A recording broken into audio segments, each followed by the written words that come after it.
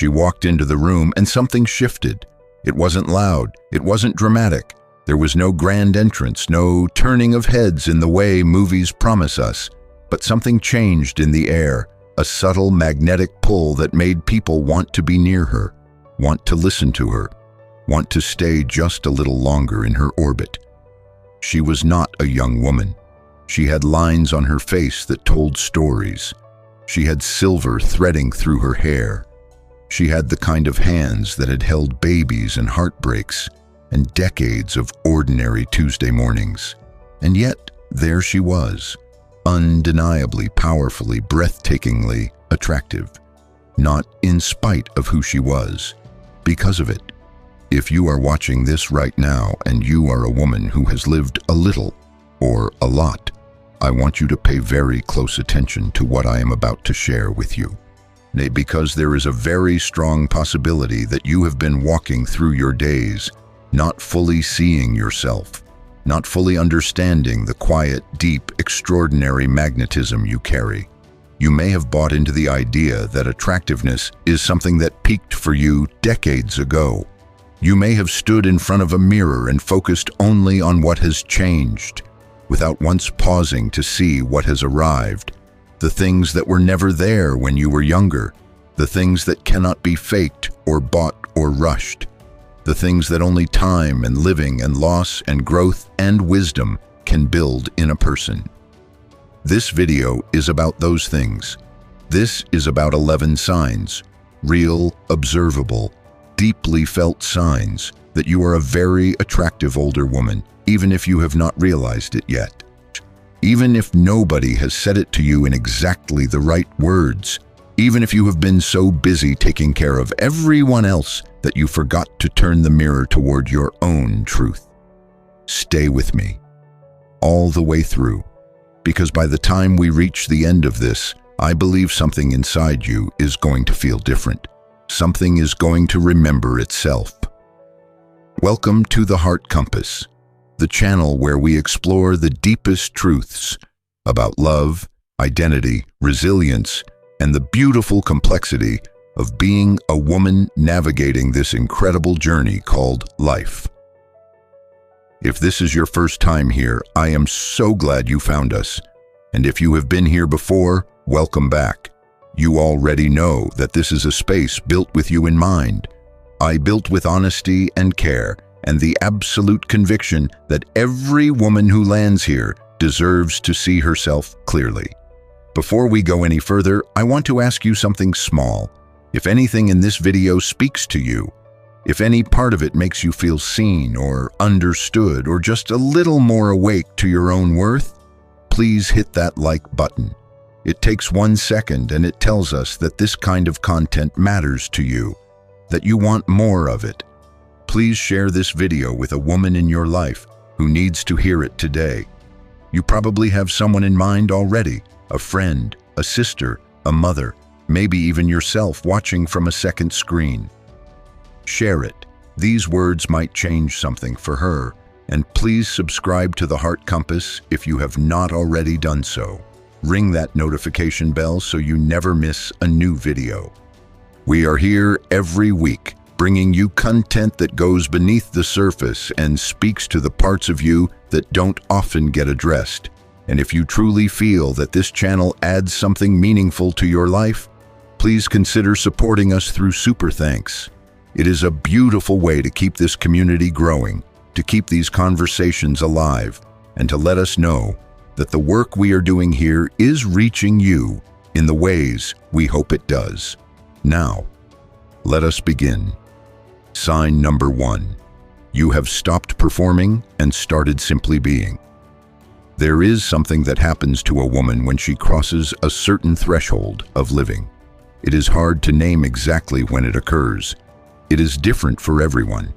For some women, it happens in their 50s. For others, it comes in their 40s after a particular loss or awakening. For some, it arrives slowly, like a tide, and one morning they realize the water has changed. And what that thing is, that shift, is the letting go of performance. When we are young, so many of us spend enormous amounts of energy performing. We perform happiness when we are sad so that people will not be uncomfortable. We perform confidence when we are terrified so that we will be taken seriously. We perform beauty, the kind we have been taught to perform, the kind that requires hours and products and strategic angles, so that we will be acceptable in the eyes of a world that has very specific ideas about what women should look like and how they should present themselves. We perform smallness when we feel too big. We perform bigness when we feel small and want to protect ourselves. We are always, in some sense, acting. And this is the gift of time, the quiet, revolutionary gift of simply having lived long enough. At some point, the performance begins to feel exhausting in a way it never did before. The costume starts to feel itchy. The script starts to feel stale. And there comes a moment when a woman looks at herself, perhaps in a literal mirror, or perhaps in the mirror of a difficult conversation or a sleepless night, and she thinks, "I am done pretending." That moment is the beginning of something extraordinary, because what replaces the performance is presence. Real, unfiltered, warm, complex, textured presence. The kind of presence that other people, whether they are consciously aware of it or not, find absolutely compelling. Think about the people in your own life who you find most magnetic, most interesting, most genuinely attractive. Are they the ones who seem to be constantly managing their image? Or are they the ones who seem to simply be themselves, fully and without apology? The ones who laugh when something is funny without checking first whether the laugh is pretty? The ones who cry when they are moved without immediately apologizing for their emotion? The ones who speak with the unmistakable ring of someone who means what they say? That is what you become when you stop performing. You become magnetic. There is a psychological concept worth understanding here, and it is called authenticity, but I want to talk about it in a very specific way. Authenticity is not the same as radical honesty or the complete abandonment of social grace. It is not about saying everything you think or doing everything you feel. What authentic presence really means is that the inside and outside of a person are aligned. That when you speak, you are speaking from a real place. That when you smile, the smile comes from somewhere genuine. That when you are uncertain, you do not pretend certainty you do not have. That alignment, that coherence between inner truth and outer expression is one of the most deeply attractive qualities a human being can possess, and it is almost impossible to fake because our nervous systems are wired to detect its absence. When you have been through enough of life, when you have navigated grief and disappointment and joy and failure and love and loss, you develop a kind of inner coherence that younger women often have not yet found, not because they are less than, but because the finding of it is a process. It takes years. Now, it takes the specific kind of teaching that only experience can provide. And you have those years. You have done that work, even if you did not always realize that is what you were doing. The woman who sits comfortably in her own skin, who does not flinch from her age or her history or her complexity, is a woman who turns heads in a way that no amount of contouring or curated presentation ever could. She turns heads because something in us recognizes truth when we encounter it. And we are drawn to it the way sunflowers are drawn to light, not as a performance, not as a strategy, just as a fact. If you have reached a place in your life where you are more yourself than you have ever been, where you speak more honestly, laugh more freely, do you apologize less often for your existence, then you are carrying one of the most attractive qualities a human being can possess, even if nobody has held up a sign to tell you so. Sign number 2, you radiate a calm that other people find deeply comforting. Think about this for a moment. Think about the last time you were in a room with someone who was genuinely calm, not performatively zen, not suspiciously still, not the kind of calm that comes from disengagement or indifference, Genuinely, warmly, groundedly calm. What did that feel like for you? Did you notice yourself relaxing slightly? Did the tension in your shoulders drop a little? Did you find yourself wanting to stay near that person, to talk to them, to tell them things you hadn't planned to say? That is the power of regulated calm. And it is something that older women, in particular, tend to develop to an extraordinary degree. Here is why this happens. The human nervous system is something that can be trained, and life trains it. Every time you have faced something frightening and survived it, your nervous system updated its information about what is survivable. Every time you have sat with uncertainty and found a way to keep moving, your capacity for tolerating the unknown expanded. Every time you have watched something that felt like the end of the world turn out to not be the end of the world, your threat detection system recalibrated slightly. This is not something that happens overnight. It is not something that can be taught in a weekend workshop. It is built through repetition, through actually going through hard things, through the specific lived education that time provides. By the time a woman has reached her 50s or 60s or 70s, she has typically accumulated a library of evidence that she is capable of surviving difficult things. She has been through breakups and divorces and miscarriages and illnesses. She has lost people she loved. She has made mistakes that felt catastrophic at the time and found her way through. She has failed at things and rebuilt. She has been afraid and kept going anyway. And all of that experience lives in her body, in her nervous system, in the way she responds to the texture of a hard moment. The result for many older women is a quality of calm that is genuinely extraordinary. Not because nothing bothers them, plenty of things still bother them, but because their baseline has shifted. Their threshold for panic is higher. Their ability to locate their own center in the middle of turbulence is more developed. They have been through enough storms to know that storms end, and other people feel this. They feel it immediately, often without being able to name what they are responding to. Children especially feel it. They gravitate toward calm adults the way moths gravitate toward light, because their nervous systems are seeking a regulated nervous system to co-regulate with. But adults feel it too. We feel it in any interaction with someone who is genuinely grounded. We relax in their presence. We feel safer. We feel held somehow, even if no physical holding is happening. This quality of calm, of being a regulated, grounded, steady presence, is one of the most profoundly attractive things a human being can embody.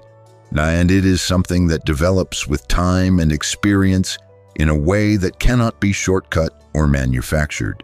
You cannot be 23 and have this quality in the same way. It is built by living, and you have been living. When people say there is something about you, when they say you make them feel better just by being in the room, when they say they always feel calmer after talking to you, when they seek you out in their difficult moments, they are responding to this quality. They are responding to the groundedness that you have earned. And it is deeply, genuinely attractive in a way that transcends the superficial. If people find their way to you when they are struggling, if you are the person that others call when things fall apart, if you have been told that you have a calming presence, a steadying energy, a quality that makes people feel safe, you are carrying one of the most powerful forms of attractiveness that exists. Don't underestimate it. Sign number 3. Your opinions have depth and your silence has weight. There is a particular kind of conversational experience that is unforgettable, and it happens when you are talking with someone who has something real to say, not someone who is performing intelligence or broadcasting opinions for the purpose of seeming impressive, but someone who has actually thought about things, someone who has lived alongside their ideas long enough to understand them from multiple angles, someone who speaks from the inside of their experience rather than from the surface of what sounds good. This is what time does to thought. This is what years of living, of questioning, of reconsidering, of updating your beliefs in light of new evidence, of holding contradictions without collapsing, does to the quality of a mind. It deepens it, it textures it, it gives it a richness that is simply not available to younger thinking, not because younger people are unintelligent, but because depth of this particular kind requires years to accumulate. An older woman who has done her inner work, who has not just lived through things but reflected on them, who has not just accumulated opinions but examined them, who has not just experienced life but tried to understand it, brings something to conversation that is genuinely rare and genuinely compelling. She brings perspective that comes from having seen things play out over time. She brings the ability to hold complexity without needing to resolve it into simplicity. She brings a kind of intellectual and emotional generosity that comes from having been on enough different sides of enough different stories to understand that things are rarely as simple as they first appear. Think about the women in your life, or in public life, who you find most compelling to listen to. What is it about them? Chances are it is not just what they say, it is how they say it, the sense that their words are emerging from somewhere real and deep and considered. There is a quality of care in their speaking that you can feel. There is a sense that they have earned the right to say what they are saying through the actual living of it. That is you, if you have been paying attention to your own life. That is you, if you have not just survived your experiences, but tried to understand them. That is you, if you carry your history not as baggage, but as wisdom. And equally powerful, perhaps even more powerful, is the weight of your silence.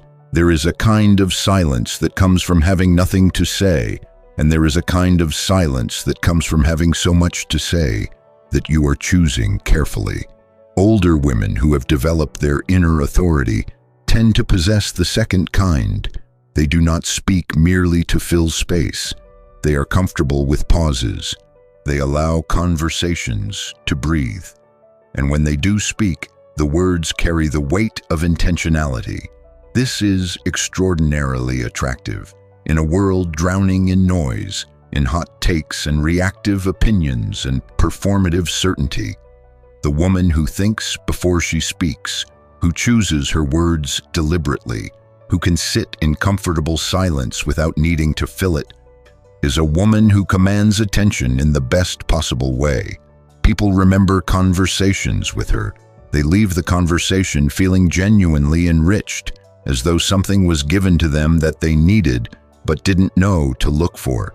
She doesn't lecture, she doesn't perform, she just speaks from somewhere real, and the realness of it lands in other people's bodies in a way that lasts. If you have been told that you give good advice, that you say things people needed to hear, that talking to you feels different from talking to most people. If people seek out your perspective and genuinely want to know what you think, you are carrying this quality. And it is one of the most quietly devastating forms of attractiveness that exists. Sign number 4. You have a relationship with your own body that comes from respect, not war. This one might surprise you, or maybe it won't. Because if you have arrived at this place, you probably know exactly what I'm talking about. For so many women, especially in the earlier decades of life, the relationship with one's own body is one of ongoing conflict. A war, really. A long, exhausting, heartbreaking war waged against the very vessel that has kept them alive. Too big, too small, too soft, too hard, too this, not enough that. The mirror becomes a battlefield. The body becomes a project, always under renovation, always falling short of some ideal that was designed by an industry that profits from your self-loathing. And then, for many women, not all, but many, something shifts. Sometimes it is a health scare that realigns priorities. Sometimes it is a particular birthday or a season of grief, or a moment of radical honesty in which a woman looks at herself and thinks, how much more of my life am I going to spend at war with this? How many more mornings am I going to wake up and immediately think about what I need to fix about myself? How many meals am I going to eat with guilt? How many mirrors am I going to avoid? How much living am I going to miss while I am busy hating my own container? The women who have reached a genuine truce with their bodies, not resigned indifference, not self-deception, but actual respect and appreciation for what the body is and does and has survived, carry a quality that is unmistakably powerfully attractive. Let me be very specific about what I mean here. I am not talking about the performance of body positivity, the social media declarations, the posed confidence. I'm talking about something quieter and more fundamental. The woman who eats her food with genuine pleasure rather than anxiety. The woman who moves her body in ways that feel good rather than as punishment for existing. The woman who chooses clothes because she likes them, because they make her feel like herself, rather than because they are designed to hide or minimize or distract. The woman who catches a glimpse of herself in a reflection and doesn't immediately catalog what is wrong. That ease, that fundamental ease with one's own physical existence, reads as confidence on a level that other people perceive before they can articulate it. It is visible in posture. It is visible in the way a woman enters a room. It is visible in the quality of her attention, which is not perpetually turned inward in self-criticism. It is visible in the way she laughs without covering her mouth, eats without calculating, moves without self-consciousness.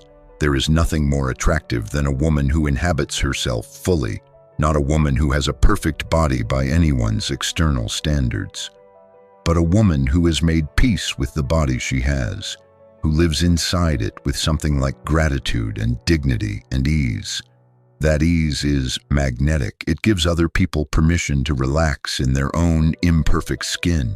It radiates a kind of freedom that people who are still at war with themselves find deeply beautiful and deeply aspirational. The lines on your face are not flaws. They are a record of expression, a map of every time you have laughed or worried or concentrated or grieved or squinted into sunlight.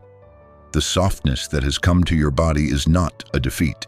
Nay, it is evidence of a body that has been fed and lived in and carried through the years. The gray in your hair is not a failure. It is a natural and beautiful phenomenon, and the women who have embraced it, genuinely embraced it, not settled for it, often find that it suits them in a way that no dye has ever quite managed. Your body has kept you alive. It has done that work every single day for every single year you have existed. If you are moving through the world with even a modicum of appreciation for that extraordinary fact, if you are treating your body as a partner in your life rather than a problem to be solved, you are carrying an attractiveness that is real and deep and lasting. Sign number 5. People feel genuinely seen when they talk to you. There is a gift that some people carry, not everyone, not even close to everyone. And it is the gift of truly listening, not waiting to speak, not half attending while constructing your response, not listening with the primary goal of evaluating or advising or redirecting, but actually fully, genuinely listening to what is being said and what is not being said, to the feeling underneath the words, to the story that is trying to be told. This is a skill, yes, but it is also more than a skill. It is a quality of attention that develops over time through the cultivation of certain values. Empathy, curiosity, humility, the genuine belief that other people's inner worlds matter. And it is something that older women, particularly those who have done significant emotional work in their lives, tend to develop to a remarkable degree. Why? Because you have been through enough. Because you have been the person who needed to be heard and wasn't. Because you have been the person who was heard and knows how rare and extraordinary it felt. Because you have learned, through your own pain and your own growth, that most people who are struggling are not looking for solutions. They are looking to be understood. And because your life has softened you in just the right ways, opened you up to the complexity of human experience in ways that make you genuinely interested in and moved by other people's stories, the woman who truly listens is profoundly attractive, not in the way a glamorous photograph is attractive, but in a way that is deeper and more lasting and more significant. When you sit across from someone and give them the full gift of your attention, when you ask follow-up questions that demonstrate you actually absorbed what they said, when your face shows them that their words are landing somewhere real in you, when you create space in the conversation for them to say more than they planned to, you are giving them one of the rarest gifts available in human interaction. And they feel it. They feel it immediately, and they remember it long afterward. They think of you. They want to return to your company. They tell other people about you, about how there is something about her. She just makes you feel like you're the most important person in the room. That is not nothing. That is not a small thing. That is the foundation of genuine human connection. And genuine human connection is the root of the deepest, most enduring form of attractiveness. Think about the people you yourself have found most magnetic, most compelling, most genuinely beautiful in the way that lasts. Were they the most conventionally attractive? Or were they the ones who made you feel something? Who made you feel heard, or understood, or interesting, or safe? The ones in whose presence you felt more yourself. The ones who saw you. The ability to see other people, to really, truly see them, is something you build through seeing yourself. Through the willingness to examine your own experience with honesty and compassion. It is something you build through the losses that open you up to other people's pain. It is something you build through the joy that makes you genuinely interested in other people's joy. It is built through a life of genuine engagement with the extraordinary fact of being human. And when you carry it, when people walk away from a conversation with you feeling more understood than they did before, feeling less alone, feeling like someone actually got it, that is one of the most beautiful and attractive things you can do. It marks you as someone worth seeking out, worth knowing, worth staying close to. Sign number 6. You know who you are and that knowing is visible. This one is perhaps the most fundamental of all the signs, and yet it is the one most difficult to describe in simple terms, because what I am talking about is not a performance or a declaration. It is something quieter and more structural. It is the quality of a woman who has done the long, difficult, and sometimes painful work of actually figuring out who she is, what she values, what she will not compromise, what matters to her, what she loves, what kind of person she wants to be, and who has organized her life as much as possible around those discoveries. In psychology, there is a concept called identity consolidation, and it refers to a process that typically deepens across the adult lifespan. While young people are often still in active exploration, trying on different identities, different values, different ways of being, older adults, particularly those who have engaged with their inner life with some seriousness, tend to develop a more consolidated sense of self, a clearer, more stable, more reliable inner center. Now, this is not about rigidity. The most self-knowing women are not inflexible. In fact, they are often more open to new ideas and new experiences precisely because they are secure enough in who they are that novelty doesn't feel threatening. What I'm talking about is the kind of groundedness that comes from actually having done the excavation, from having asked the hard questions and sat with them long enough to arrive at some real answers, from having tested your values against real circumstances and discovered which ones held and which ones needed revision. This self-knowledge shows up in everything. It shows up in the way you make decisions, with less agonizing, less seeking of external validation, more reference to your own inner compass. It shows up in what you say yes to and what you decline, and the quality of ease with which you do both. It shows up in the way you respond to criticism, You can hear it, consider it, then either integrate it or set it aside without being destroyed by it. It shows up in your style, your home, your choices, your conversations. There is a coherence to you, a consistency, a sense that the various parts of your life are being organized by the same person. And this coherence, this knowingness, is profoundly attractive. It is the opposite of the anxious shape-shifting that comes from not knowing who you are and trying to be whoever each situation or each person seems to want. It is the opposite of the constant seeking of external approval that is so common and so understandable in younger years. It is the quiet, solid, unmistakable presence of a woman who has met herself. When you encounter a woman who knows who she is, you feel it immediately.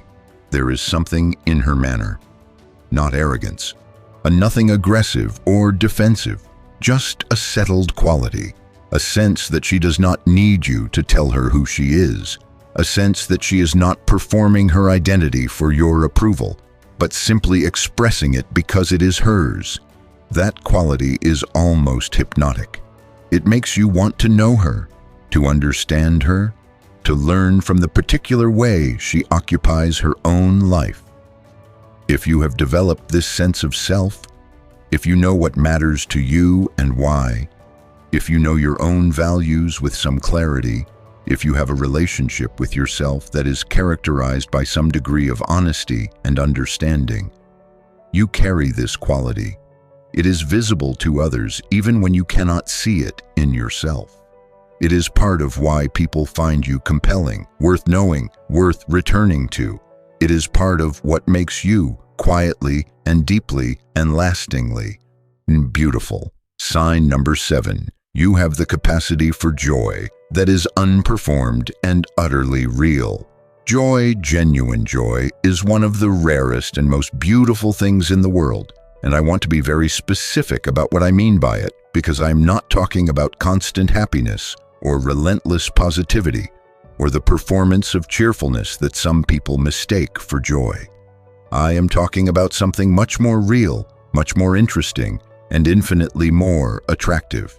Genuine joy is the capacity to be fully present to something good, to actually feel the pleasure of a meal, the warmth of sunlight, the humor in an absurd situation, the sweetness of a small kindness.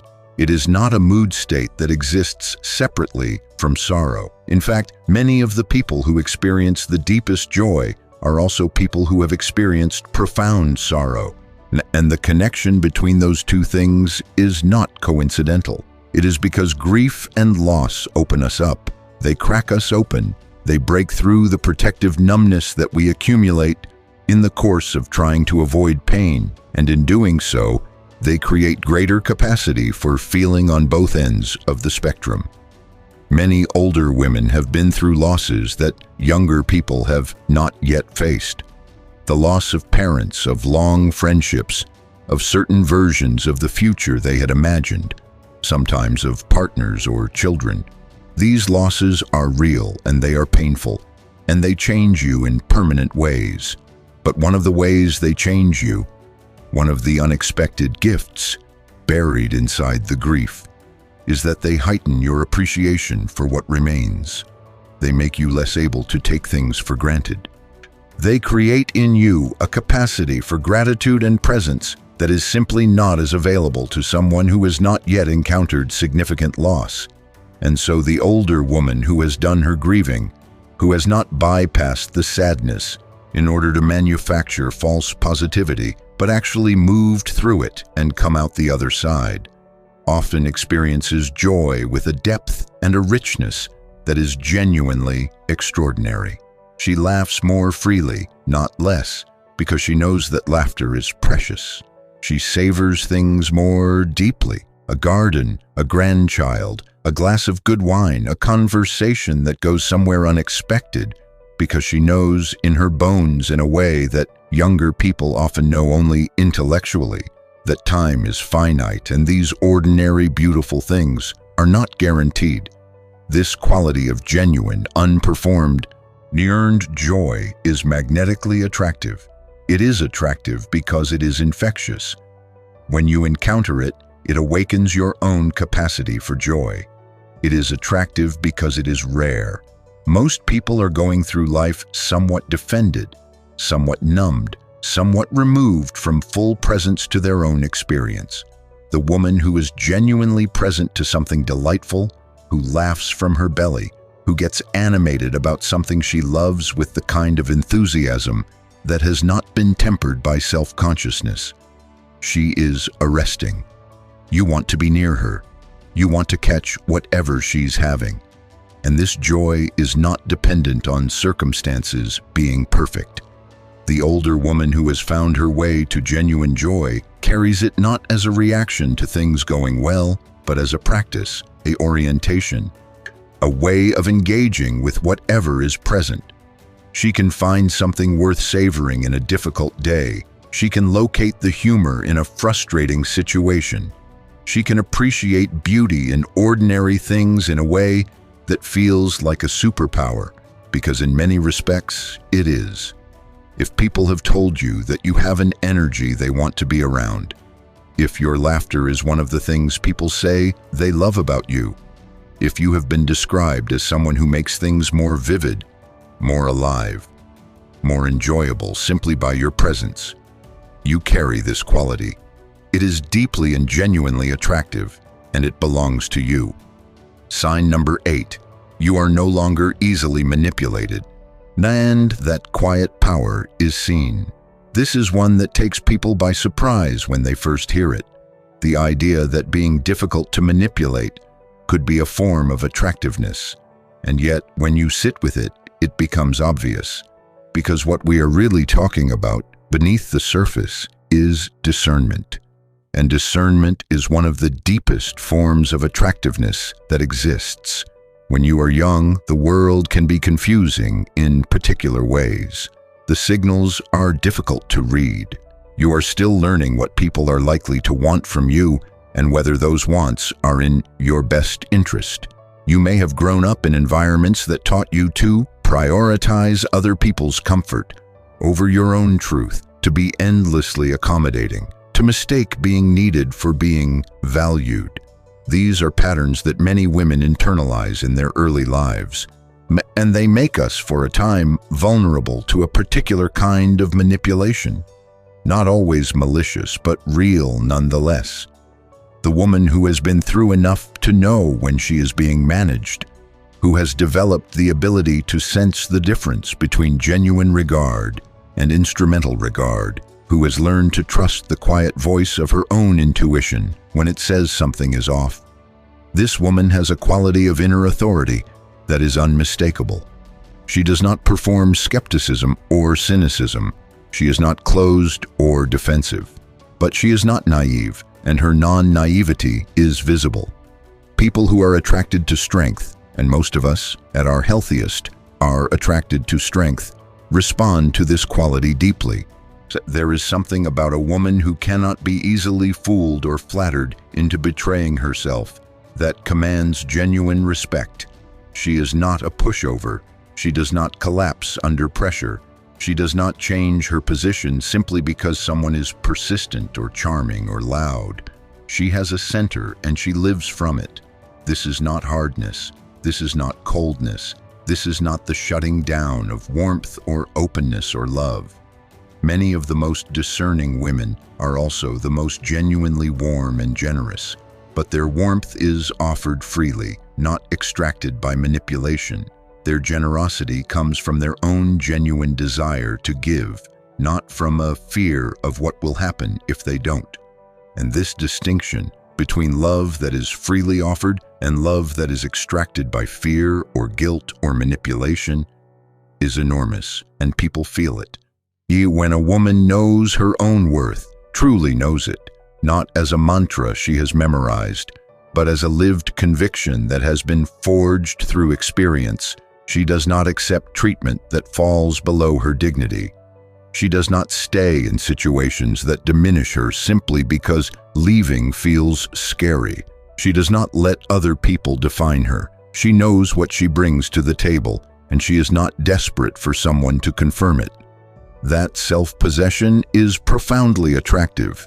It is attractive to people who are healthy and looking for genuine connection, who recognize that a woman who values herself is a woman worth valuing. It is the kind of attractiveness that builds genuine relationships, partnerships, friendships, connections that have real substance and real longevity, because they are built on authentic regard rather than on the exploitation of someone's uncertainty about their own worth. If you have learned to trust your instincts, to say no without elaborate justification, to walk away from situations that do not honor you, to receive compliments without deflecting and criticism without crumbling, to know the difference between someone who sees you and someone who is using you, you carry this quality, and it is deeply, quietly, unmistakably attractive. Sign number 9.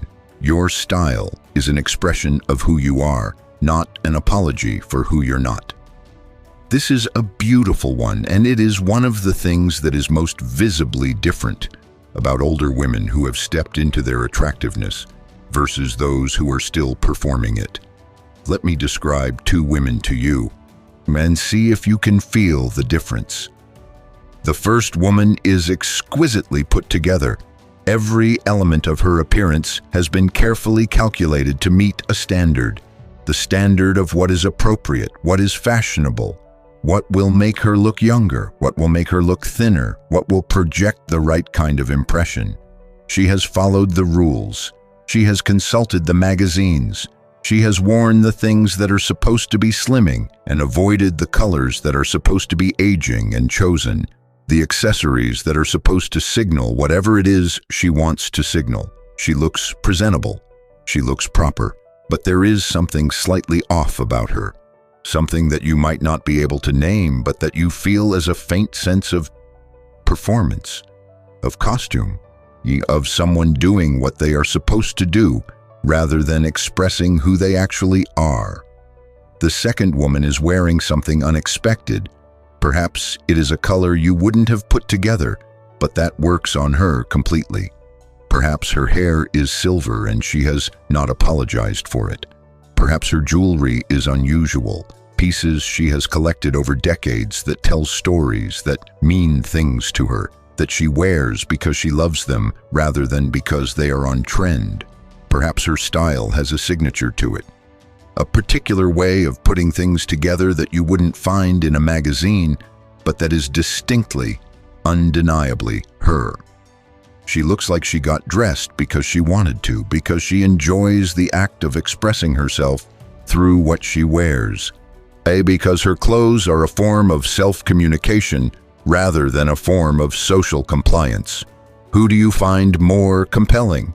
Who do you want to know more? The second woman. Always the second woman. Because style as authentic self-expression is fascinating. It gives you information about a person that is interesting and real. It tells you that the woman wearing it has enough self-knowledge to know what she loves, enough confidence to wear what she loves, regardless of whether it conforms to what she is supposed to love, and enough inner freedom to let her outside reflect her inside. This shift from dressing to meet external standards to dressing as authentic expression is something that happens for many women as they get older. The liberation of caring less about what is fashionable and more about what is genuinely you is extraordinary. The discovery that your style can be yours, truly idiosyncratically, expressively yours, and that being recognizably yourself is more attractive than being impeccably on trend, is one of the great small joys of getting older. Many older women arrive at a personal aesthetic that is genuinely beautiful precisely because it is genuinely theirs. It may incorporate elements of decades gone by, a love for the silhouettes of a particular era, a devotion to certain fabrics or colors or designers that have meant something to them for years. And it may incorporate entirely current elements or entirely inventive ones. But whatever it is, it has that quality of expression, of meaning. of being worn by someone rather than wearing someone. If you have arrived at a style that is yours, that you have chosen because you love it, that reflects who you are and what matters to you, that you wear with the ease of someone who has given up on performing for an audience and started simply dressing for herself, you are expressing something that is genuinely and deeply attractive, not because your style is perfect by some external measure, but because it is real, and real, as we have said before, is magnetic. Sign number 10. You have a life that is full on its own terms. Here is something that the most attractive older women almost always have in common, and it is something that often surprises people when I describe it as attractive. They have lives that are full and meaningful and interesting, independent of any romantic partnership or external validation. This is not about being single. This is not about having abandoned the desire for love or connection. It is about something much more specific. The woman who has built a life she is genuinely invested in, who has interests, relationships, passions, purposes, ongoing adventures of the mind and heart and body, is a woman who radiates a quality of sufficiency that is extraordinarily attractive. Let me explain why, because this is counterintuitive in a culture that often tells women they need someone else to complete them. When you enter a relationship, a friendship, any kind of human connection from a place of genuine fullness, when you are bringing yourself to it rather than needing it to give you yourself, the dynamic of that connection changes fundamentally. You are choosing the person, not needing them. You are there because you want to be, not because you are afraid of what happens if you're not. You can enjoy the connection without grasping at it. You can appreciate what it is without needing it to be something it isn't. You can leave a conversation or a date or an encounter feeling added to, enriched, rather than diminished by whether the other person approved of you. That quality of being genuinely, substantively okay on your own is perhaps the most attractive quality there is in the context of intimate connection, because people at their healthiest are not looking for someone to need them, they are looking for someone to choose them. And there is an enormous, everything-changing difference between those two things. The older woman who has a garden she loves, or books she is obsessed with, or friendships that light her up, or work that means something to her, or hobbies that are genuinely hers, who spends her weekends in ways that feel alive and interesting and satisfying to her. She carries herself differently. She is not waiting for her real life to begin. She is already in it. And that quality of already being in your life is one of the most quietly devastating things you can bring to any interaction. Her interests make her interesting to talk to. Her passions make her passionate, and passion in a person is magnetic. Her sense of purpose gives her a groundedness and a direction that is attractive because it is genuine. Her full life means she has things to bring to a conversation beyond her availability for connection. She has things to teach, to share, to discuss. She has opinions formed through real engagement with real experience. She is a whole person, not a person-shaped space waiting to be filled. And even aside from romantic connection, in friendships, in professional contexts, in any human interaction, this quality of living a full life on your own terms is compelling. People want to know what you know. They want to see what you see. They want to spend time with someone who is genuinely awake to the life they are living, because that aliveness is contagious, and it reminds us of the possibilities in our own. If you have built a life that is yours, full of things and people and interests that matter to you, organized around your own values and your own pleasures and your own sense of what makes a day worth living, you carry an attractiveness that is both visible and magnetic. You are not looking for someone to save you. You are living your life and inviting others to join you in it. And that is one of the most genuinely beautiful things a person can do. Sign number 11. You have developed the rare and extraordinary quality of genuine compassion, and it shows. We have arrived at the final sign, and I have saved this one for last, because it is in many ways the deepest and most encompassing of all. It contains, in some sense, all the others. And it is this: genuine compassion, not performed sympathy, not strategic kindness, not the calculated warmth of someone who has learned that being warm is socially advantageous, but the real thing, the lived-in, hard-won, deeply human quality of genuinely caring about people and carrying that care with you in the way you move through the world.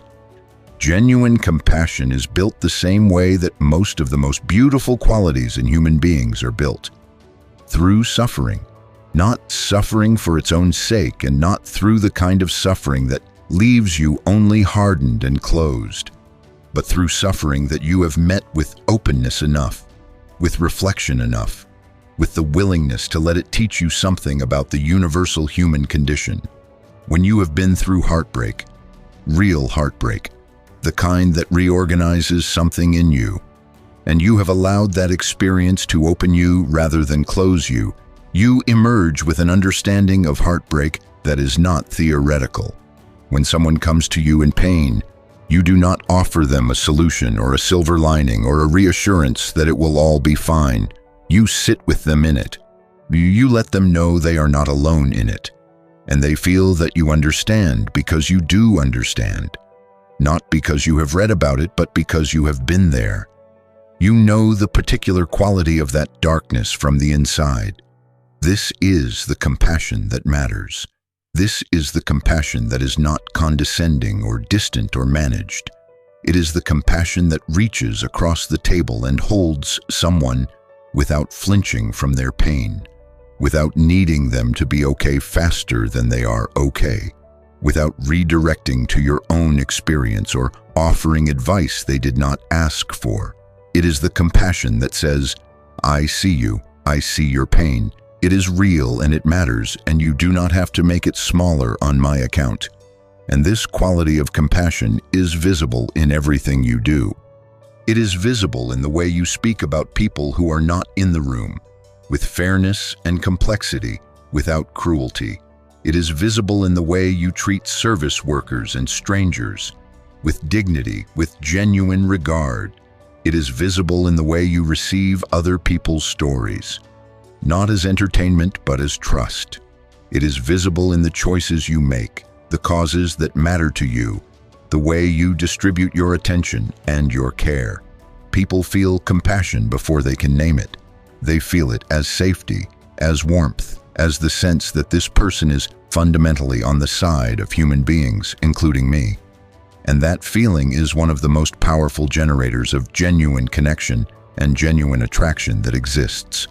The woman who has lived long enough and with enough openness to develop real compassion, who has let her own pain teach her to be less quick to judge others' pain, who has let her own complexity teach her to honor others' complexity, who has let her own longing for understanding teach her to offer understanding generously, is a woman who other people cannot help but want to be near. Not because she is perfect, not because she is always cheerful or always wise or always available, but because she is genuinely kind in a way that is not a strategy or a personality trait performed for social reward. It is the expression of a soul that has been through things and chosen, through all of it, to remain open to the reality of other people. That is rare, that is precious.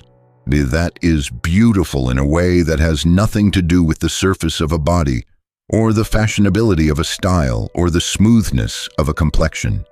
It is beautiful in the way that certain pieces of music are beautiful, in a way that reaches directly into something essential in you and tells you that here, in this thing, in this person, you are in the presence of something true. If you carry this quality, if the people in your life feel genuinely cared for by you, if you have been described as kind, as warm, as someone who makes people feel less alone, you carry the deepest and most enduring form of attractiveness available to human beings. And it is yours, not despite the years you have lived, but because of them. Putting it all together, the truth about attractive older women. Let us take a moment to see all 11 signs together, not as a checklist, but as a portrait, as a composite image of a woman who is genuinely, deeply, lastingly attractive in all the ways that matter most. She has stopped performing and started simply being. She moves through the world with the settled energy of someone who has met herself and has chosen to stay. She radiates a calm that other people find grounding, a calm earned not from an easy life, but from a life confronted with enough courage to be lived through. She speaks from somewhere real, and her silence has weight, because she has thought about things and she means what she says, and she knows the value of restraint. She has made peace with her body, not surrendered to it, not declared herself indifferent to it, but genuinely, actively, practically at peace with it. She inhabits herself with an ease that reads as confidence and generates ease in others. She truly listens to the people around her, and when people walk away from her, they carry the extraordinary, rare experience of having been actually heard. She knows who she is, not perfectly, not completely. Knowing is always ongoing, but sufficiently. She has a center and she lives from it. She experiences genuine joy, the kind that has been deepened by sorrow into something rich and real and undefended. She cannot be easily manipulated because she has learned to trust herself. And that self-trust is a form of power that other people perceive and respect. She expresses herself through her style rather than performing for approval through it. She has a full life, a life that is hers, that she chose and built and tends. And she carries compassion, real, earned, living compassion, through everything she does. Now here is what I want you to understand, deeply and completely, about this portrait. Nothing in it is about what you look like in a conventional sense. Nothing in it is about your age in the way the beauty industry means age. Nothing in it is about your weight or your height, or whether you have wrinkles or gray hair or soft arms. All of it is about who you are. All of it is about the person you have become through the extraordinary, difficult, hilarious, heartbreaking, gorgeous project of being alive and awake and engaged for the years you have been on this earth. You have built things in yourself that cannot be bought. You have earned qualities that cannot be manufactured. You carry a depth and a groundedness and a warmth and a realness that are available to you precisely because of your age, not in spite of it. You are not past your prime. You are in a different kind of prime, one that the beauty magazines don't cover, but that the people in your life feel every single time they are in your presence. The woman who walks into a room and shifts something in the air, the woman people want to be near without quite being able to say why, the woman who stays in people's memories long after the conversation has ended. She is not always the youngest woman in the room. She is not always the most conventionally decorated. She is the woman who has lived with enough intention and enough honesty and enough courage to become genuinely, authentically, fully herself. That woman might be you. In fact, if you watch this video all the way through, I have a feeling that woman is probably you. So the next time you stand in front of a mirror and reach for criticism, I want you to pause. I want you to remember this. I want you to see not just the surface, but the depth behind it. The years, the stories, the growth, the survival, the love, the wisdom, the becoming. That is what you are looking at. And it is extraordinary. Thank you so much for spending this time with me today. From the bottom of my heart, I mean that. You could have spent this time anywhere, and you chose to spend it here, exploring something true and important about who you are and what you carry. That means everything. If this video touched something real in you, if it offered you even a single moment of seeing yourself more clearly, more generously, and more honestly, please do me the great favor of hitting that like button right now. It is such a simple act and it does so much. It tells the world that this kind of content matters. It helps this video reach more women who need to hear these words. One click, please. And please share this video. Share it with the women in your life who need to hear it. Your mother, your sister, your best friend, your colleague, who is going through a hard time with how she sees herself. Share it with anyone who has ever looked in the mirror and seen only what is missing rather than what is there. You might be giving them one of the most meaningful gifts they received this week. If you are not yet a subscriber to the Heart Compass, now is the moment. Click that subscribe button and ring the notification bell so you never miss us. We are here every week, bringing you honest, thoughtful, nourishing content about love, life, identity, and the deep truth of being a woman who is still growing, still becoming, still beautifully, gloriously here. And if this channel has added something real to your life, if these conversations have given you language for things you felt but couldn't quite say, or perspective you needed at just the right moment, please consider supporting us through Super Thanks. You will see the option right below this video. It is a beautiful and direct way to say, I value this. I want this to continue. And it makes such a real difference to our ability to keep creating content that reaches you in these ways. You are not invisible. You are not past your time.